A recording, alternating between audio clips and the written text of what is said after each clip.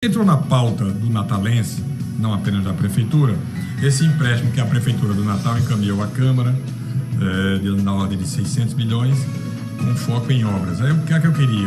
Eu queria uma panorâmica sua sobre o empréstimo, o andamento do empréstimo, em que pé está e, mais importante, o que será feito, quais obras serão realizadas com esses recursos.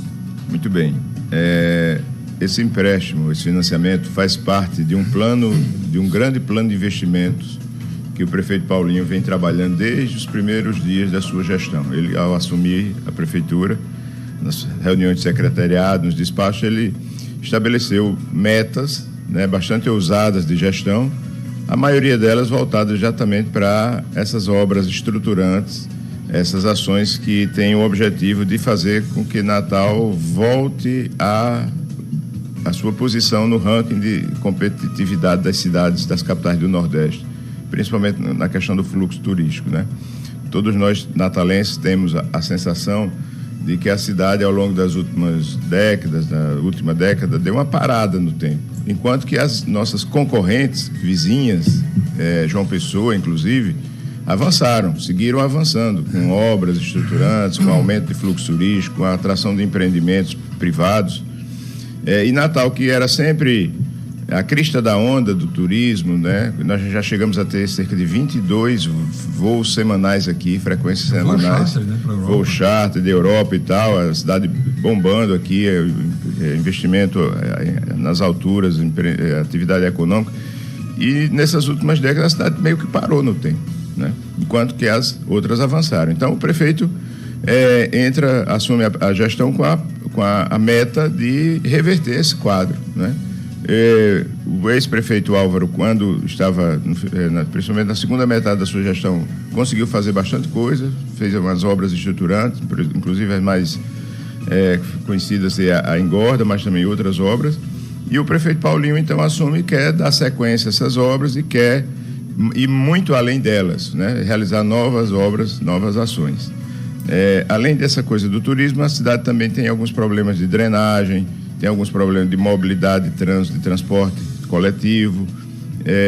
Então, nós temos aí uma pauta, que o prefeito estabeleceu, uma meta de fazer com que o município elaborasse um plano de investimento. Esse plano de investimento foi elaborado e, claro, obras dessa natureza você não tem, são obras grandes, você não tem acesso a recursos locais, não tem disponibilidade financeira local, nem tem acesso a recursos federais, como, aliás, o ex-prefeito Álvaro teve, que chegou ali, teve ali uma conjuntura política em Brasília que facilitou, o ministro Potiguar, que era o ministro Rogério Marinho, a bancada, aquelas emendas que estavam num momento em que era mais fácil de se conseguir, hoje está muito complicado, está muito restrito, por conta de vários fatores políticos, e também até o STF entrou no circuito aí para restringir e criar alguma dificuldade. Então, o prefeito disse, vamos ter que viabilizar recursos. E aí foi feito um plano de investimento que requer que tenha essas 3 operações de crédito que foram aprovadas recentemente na Câmara. Esse mais recente é o maior delas, que é esse de 660 milhões.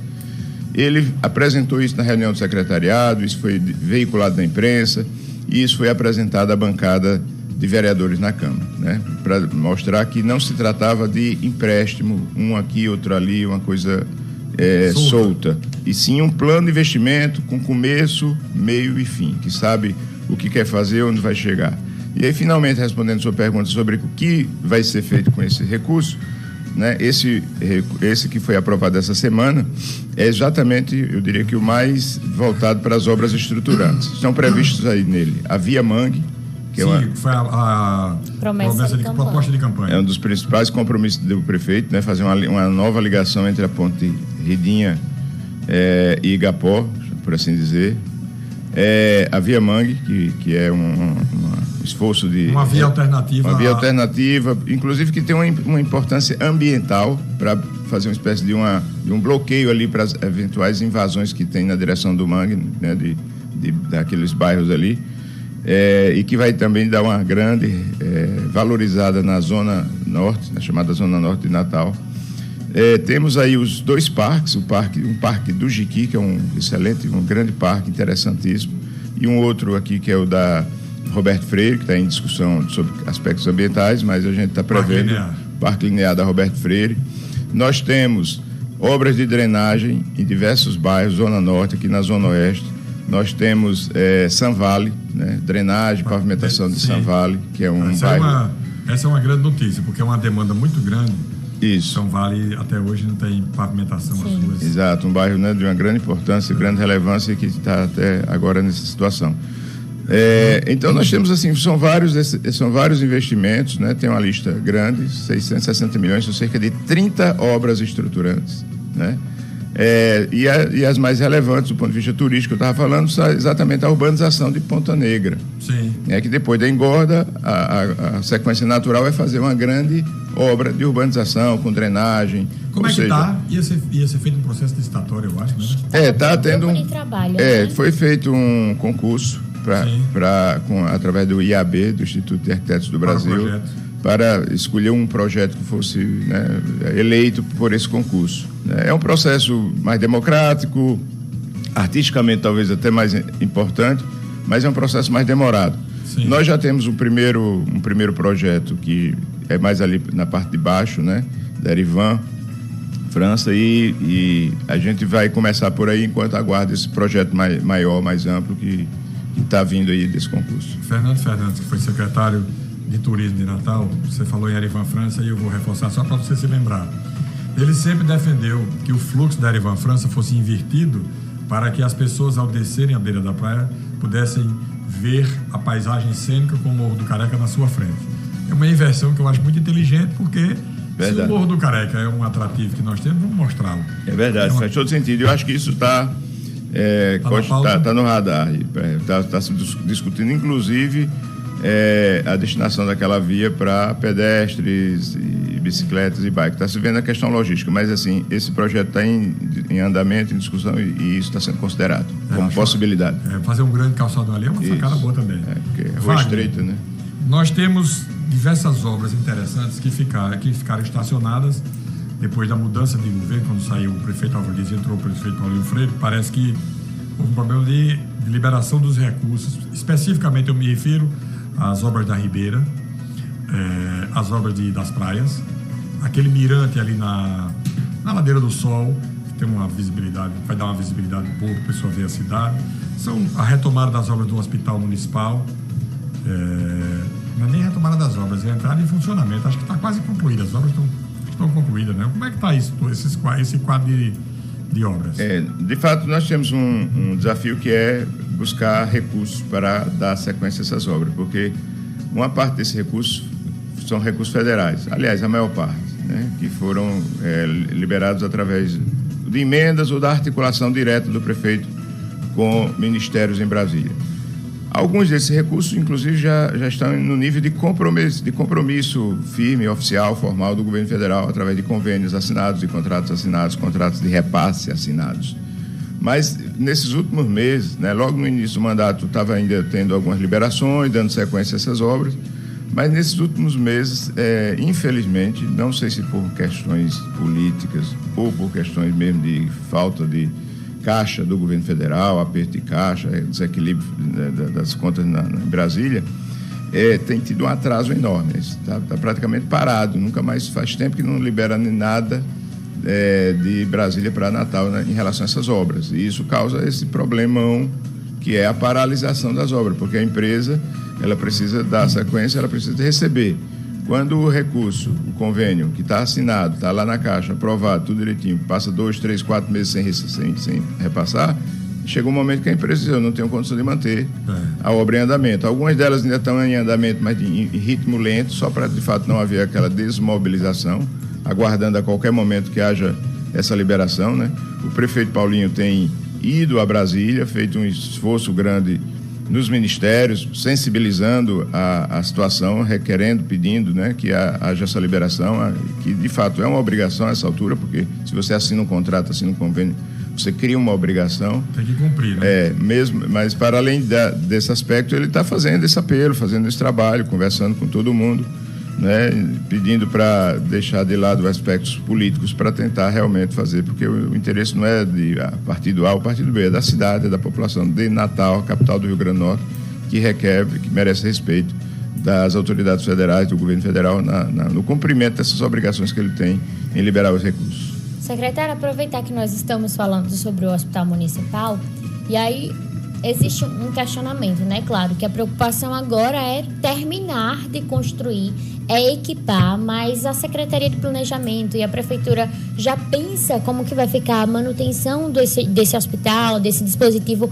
quando ele estiver pronto no orçamento do município, porque são muitas obras em andamento, e quando um equipamento desse de saúde ele começa a funcionar, ele não pode parar.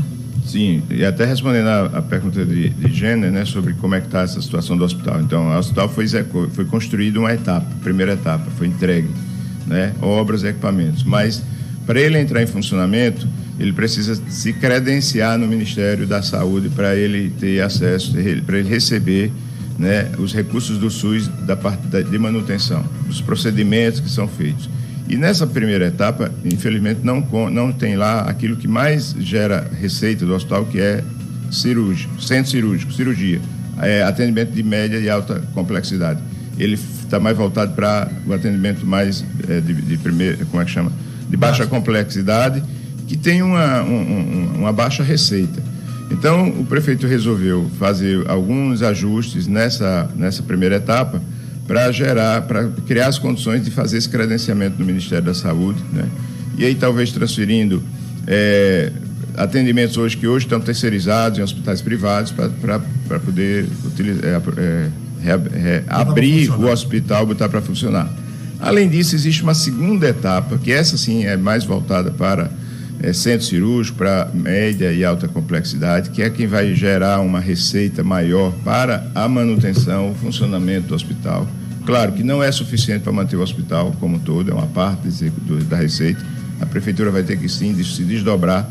Não é barato o hospital. Às vezes a pessoa faz um esforço danado para construir o hospital e com pouco tempo você vê que 2-3 anos de manutenção já é o gasto do valor da construção e do equipamento do hospital, porque é caro. Mas enfim, é caro, mas é saúde pública, né? O mais caro é pessoas doentes, é pessoas sem atendimento, é fila de atendimento. Perfeito. Enfim, então há essa consciência do prefeito Paulinho e o esforço está sendo nessa direção, né? Temos recurso liberado federal para esse hospital, que não saiu até agora, está atrapalhando bastante. E o prefeito está fazendo um esforço para viabilizar esse recurso do próprio município para manter a obra em andamento, que está em andamento, em ritmo mais lento, né? E está buscando viabilizar cerca de 110 milhões de reais, que é o que falta para construir. A bancada federal reuniu-se recentemente para discutir o destino das emendas parlamentares. Se eu não estou enganado, houve uma reivindicação da prefeitura e do prefeito aos parlamentares federais, no sentido de liberarem emendas para o hospital. Procede? Procede. E em que volume, em que tamanho, se já está definido, se eles concordaram? Então, primeiro uma observação. Esse recurso de financiamento que estão sendo feito, por exemplo, esse financiamento que foi aprovado, está sendo aprovado essa semana na Câmara, não pode destinar recursos para o hospital. Certo? Ele só pode para obras... Infraestrutura. Só obras de infraestrutura. São 4 programas do PAC FGTS. Saneamento para todos, moradia, cidades e transporte. Então, assim, se o prefeito quisesse, vamos priorizar o hospital, infelizmente esse recurso não tem essa possibilidade por conta dessa restrição legal, dessa linha de crédito. Com relação à bancada, o que é que acontece, Gênero? Existem 2 tipos de emendas parlamentares, a chamada emenda, aliás 3, né? A emenda individual, a emenda de bancada e a emenda que uma hora chama de emenda do relator, ou emenda da liderança, exatamente. Positivo, né? O normal, o natural, é que as emendas individuais, que cada deputado tem direito a 40 milhões por ano e os senadores a 70, eles façam essa destinação para os municípios, para as regiões, né? Essa coisa mais pulverizada. A emenda de bancada, que é em torno de 500, já chegou a ser 700 milhões aqui em determinado momento. Esse ano parece que está em torno de 400 a 500 milhões. Essa emenda de bancada, como diz o próprio nome, era para ser destinada a obras regionais. Obras que não são uma praça, uma pavimentação de uma rua, e sim, uma via, uma estrada intermunicipal, regional, uma adutora regional, e no caso da capital, uma obra estruturante, como é o caso de um hospital, que não é barato, não é uma emenda individual que vai resolver. Só que os parlamentares do Rio Grande do Norte, acho que do Brasil todo, eles resolveram fazer com que as emendas de bancada também passassem a ser divididas para que houvesse uma destinação para essas obras menores nos municípios. Aí você imagina, claro, as motivações eleitorais que isso tem. Claro, cada um tem o direito de fazer aquilo que ele aproveita. E a pulverização que isso pode provocar.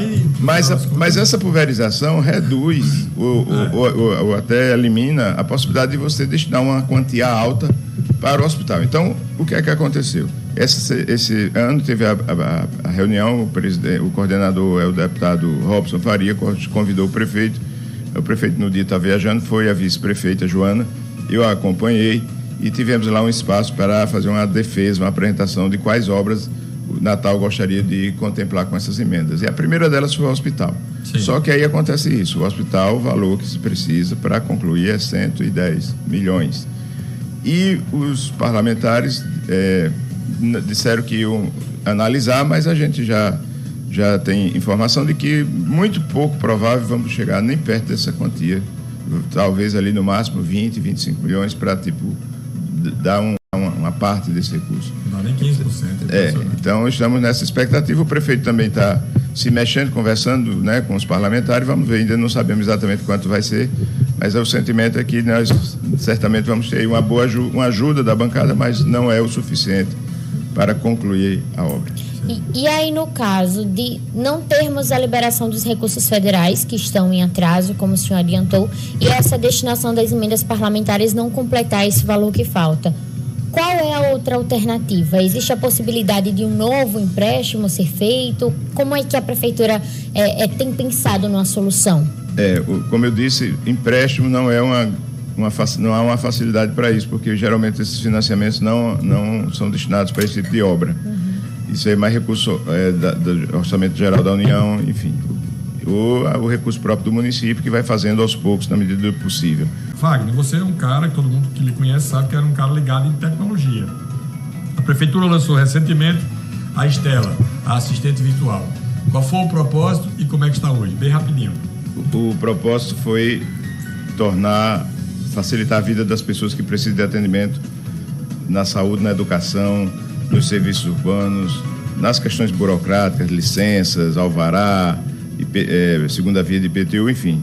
Todo mundo que precisa de algum atendimento na prefeitura tem, às vezes, uma dificuldade de ter que fazer presencialmente. No caso da saúde, pegando fila para pegar uma ficha de atendimento médico. Então, com os tempos da era digital, hoje isso tudo pode e deve ser feito através de um celular, né? No caso, canal específico. No caso, o WhatsApp, que é o que é mais popular, que todo mundo usa.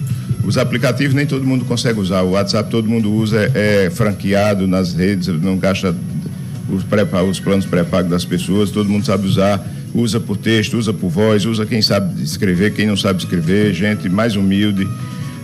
Então, o prefeito Paulinho criou a assistente virtual, a Estela, no telefone 32, você adiciona aí no seu WhatsApp um contato que é 084 3232 4900.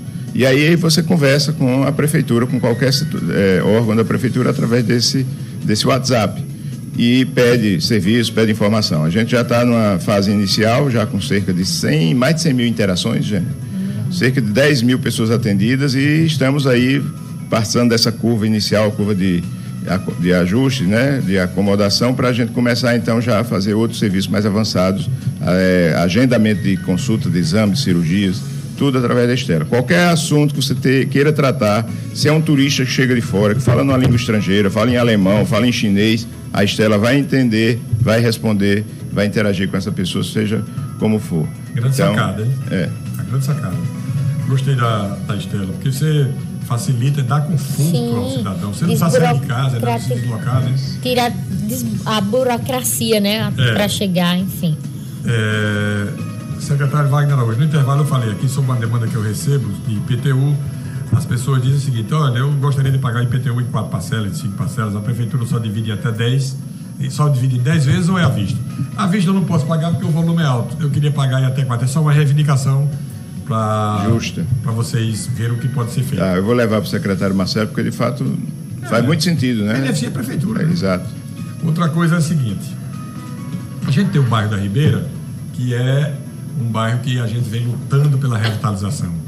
E esse programa faz uma campanha permanente para ter uma alternativa de benefício da Ribeira, no sentido de transformá-la num polo de economia criativa. Até na campanha, nós falamos isso aqui aos candidatos, inclusive com o prefeito Paulinho Freire, pré-candidato à época, podia ser transformado num polo de economia criativa, a exemplo do que ocorre lá na LX Factory em Lisboa, que é uma área que era de fábricas, estava abandonada e que depois eles recuperaram com economia criativa, com estudo de design, uma série de livraria, café, restaurante, sanduicheria, show, tudo no mundo, tudo está lá dentro.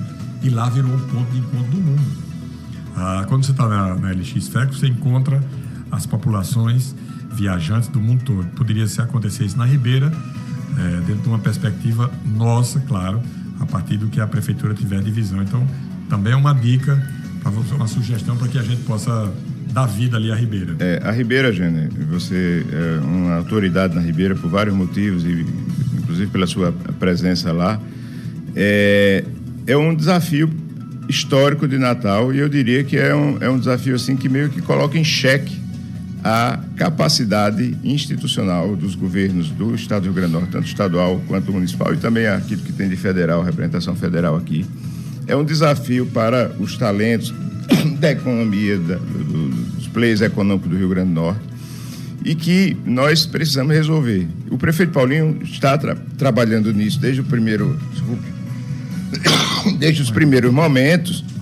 Ele está trabalhando desde os primeiros momentos da gestão. Eu diria a você, não podemos, assim, ainda não temos elementos para... Ele vai anunciar aí depois no que é que ele está trabalhando, mas com certeza eu já posso lhe adiantar aqui alguns fundamentos. Primeiro, não será apenas uma daquelas revitalizações superficiais de pintar a fachada de um prédio e fazer um restauro aqui, outro ali, pontual. Não. É isso também, mas muito além disso, tá?